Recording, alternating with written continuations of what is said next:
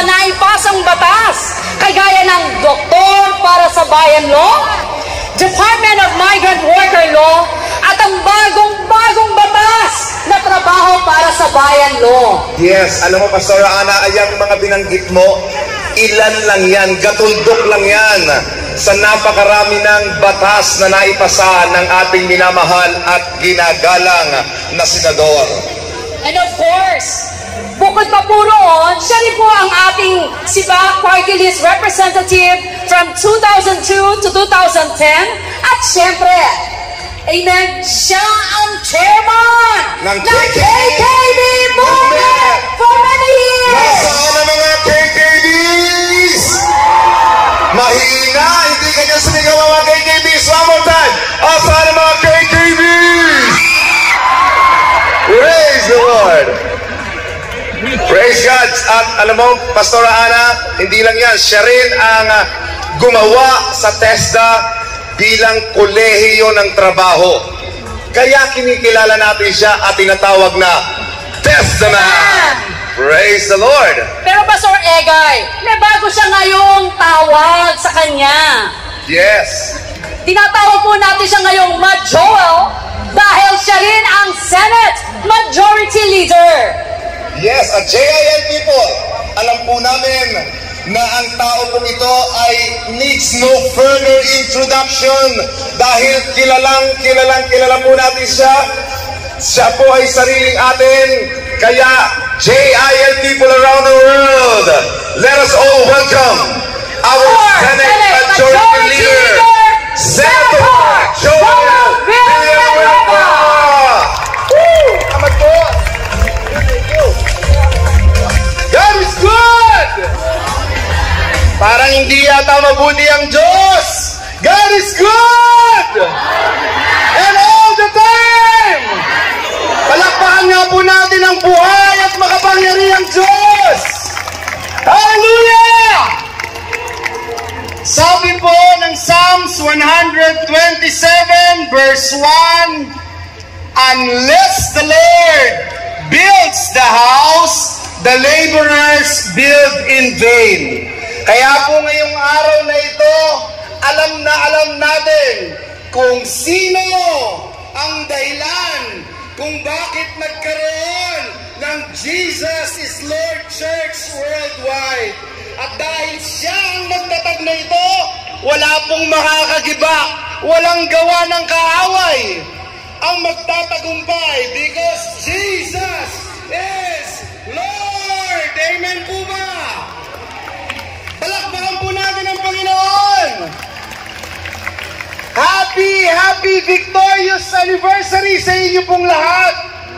Kagalakan po natin na i-acknowledge ang ating mga guests na kasama po natin. Unahin ko po ang ating Chief Justice Esmundo ay narito po. Maraming salamat. Palakpakan po natin siya. Ang isa sa aking pinakamatalik na kaibigan sa Senado, ang Deputy Majority Leader ng Senado, Senator J.B. Ejercito. Babanggitin ko rin po yung aming Senate President Mig Subiri. Pumunta na ho, may official trip po kami doon sa Europa. Kami po ni Senator JB na iwan, bantay bahay muna pero susunod po kami.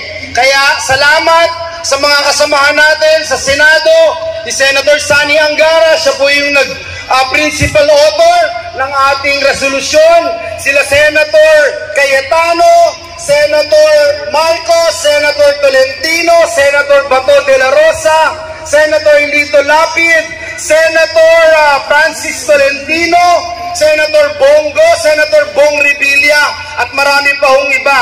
Binanggit ko lang po yung ilan sa lahat ng mga senador na nag-sponsor at nagbigay pugay at kinilala ang kontribusyon ng JIL Church. Palakpakan po natin sila. Tanong ko po, bakit po kayo naririto? JIL people from Luzon, Visayas, Mindanao, worldwide, bakit po kayo naririto? Bakit po? Are you here because you have a grateful and thankful heart for JIL Ministry? Can you say amen? Mahina po yata. Kaya ba kayo narito? Gusto nyong magpasalamat sa Diyos? Mas malakas yung narinig kong mga bishops and pastors from the entire body of Christ. Hindi ko na po sila iisa-isahin. Ang lakas ho ng sigaw nila, amen. At full support sila sa gawain ng Diyos. Uulitin ko, JIL people, are you here because you are grateful to God? Amen. Napakasarap magpuri at magpasalamat sa Diyos.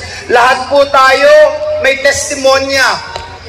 May kanya-kanya tayong testimony kung paanong binago ng Diyos ang ating buhay. Kung paano tayo tinawag at pinili ng Diyos sa kanyang ministeryo. Dito po sa entabladong ito, taon-taon, nagte-testify ako. Natandaan ko noon, halos 8 taon, hindi ako magkaanak. Ngayon, kasama ko si Jaden at si Gwen. Meron na po akong 2 anak. Kahit nasabi ng siyensya, hindi daw ako magkakaanak.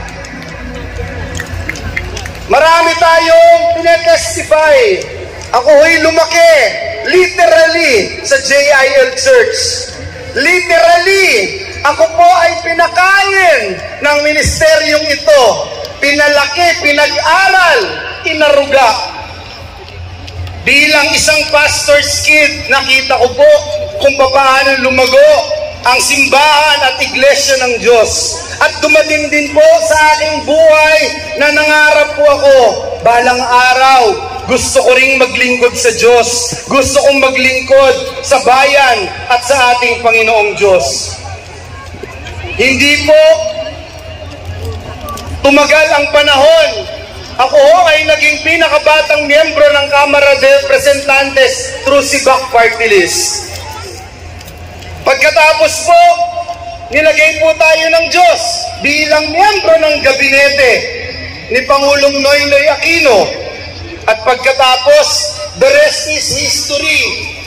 Tumakbo po tayo bilang senador at tayo din po ay nanalo for the glory of God. Pinagmamalaki din po natin yung ating kontribusyon bilang Kristiyano dito po sa institusyon ng Senado. Hindi lang po yung mga moral issues yung pinakikialaman natin, yung ayaw natin na same-sex marriage, yung ayaw natin na diborsyo, kasi ang gusto natin yung annulment dapat yung mahihirap may access sa annulment, hindi lang pang mayaman. Pero yung paghiwalayin mo yung mag-asawa, gumawa ka ng drive-thru dito sa Pilipinas at sabihin mo, ayoko lang yung bangs ng asawa ko, maghihiwalay na kami. Ayaw natin yun. Pero hindi lang po yun ang ating tinindigan. Ang anti-porno, ang anti-sugal, ang pogo na wala na at tayo'y nakikipaglaban pa rin. Tanggalin ang pogo sa Pilipinas. Hindi lang po yun. Nung dati po, ang mga OFW nalilito. Saan pupunta? Sa OWA ba? Sa POEA? Diyan ba sa DOLE? Diyan po sa Intramuros. Tapos babalik na naman doon sa Ortigas. Hindi alam saan pupunta. Ang daming bahay, ang daming bubong. Nung tayo po ay tinawag ng Diyos sa Senado, inisponsoran natin at inotor. Ang ngayon ay Department of Migrant Workers for the glory of God. Amen? Binabanggit po natin ito sapagkat ito po yung DNA ng bawat JIL people. Tayo po ay parte ng nation building. Alam natin yung kakulangan ng trabaho, ipinasa din po natin yung tulong trabaho nang sa ganoon, may libreng training, libreng scholarship program na kung saan magkakatrabaho agad ang ating mga kababayan. Noong pong nakaraang eleksyon, ang hirap po kasi kami ni Senator JB, independent. Wala kaming ulo, wala kaming presidente, wala kaming stage na pupuntahan araw-araw para mangampanya. Higit sa lahat, Ang pinakamasakit po sa akin, tatakbo na ako bilang senador, wala na ang nanay ko, wala na ang kapatid ko na best friend ko, si Johnny. Wala na si Sister Dory at si Johnny. Ang hirap po. Pero kahit po ganoon, hindi tayo iniwan, hindi po tayo pinabayaan ng Diyos. Romans chapter 8 verse 31, if God is with us, no one, no circumstances here on earth can be against us. Amen? Come on, you can do better than that. Hallelujah! Sa bawat JIL people, lahat tayo nakakaranas ng trials. Lahat tayo nakakaranas ng iba't ibang klaseng problema sa buhay. Nung tinanggap natin si Kristo Jesus bilang Panginoon at sariling tagapagligtas, hindi ibig sabihin, hindi na tayo mamumroblema. Amen po ba? Ang problema, problema pa rin. Ang bundok ng problema, bundok pa rin. Pero yung dating mahirap akyatin, yung dating hindi natin kayang pagtagumpayan, pagkasama natin si Kristo, tayo ay mas magaang ang pakiramdam, mas madaling magtagumpay sapagkat kakampi natin si Kristo. Amen? John chapter 16 verse 33 says, in this world there will be troubles, there will be tribulations, but God said, be of good cheer. Be of good cheer. Why? Because God said, I have overcome this world. Can we give the Lord the best clap offering of praise? Sabi ko nga po, namimiss ko si Sister Dory at saka si Johnny. First time natin, nasa Luneta. Wala na sila, nandun na sila sa langit. May sasakit pa kaya mawalan ng ina at kapatid in almost just 2 months. Nakakamiss na nga po talaga sila. But they have already finished the race. Nung time po na dinidebate yung doktor para sa Bayan Law, inalay ko yung effort ko na yun para kay Mami at kay Johnny. Bakit? Si Johnny, isa yung doktor na tumitingin sa kanya eh. Wala nang ibang espesyalista sa Pilipinas. Dati po, sa 3 doktor, 10,000 tao ang binabantayan. 3 doktor. Sabi ng WHO, dapat 10 doktor sa 10,000. Pero sa Pilipinas, 3 lang. Sa ibang parte ng Pilipinas, wala pang ni isang doktor. May 209 municipalities with 0 doctors during that time. Tatatlong rehiyon lang sa Pilipinas ang mayroong public school of medicine. Imagine. Pero ginamit pong instrumento ng Diyos ang inyong kapatid sa Panginoon upang isulong ito.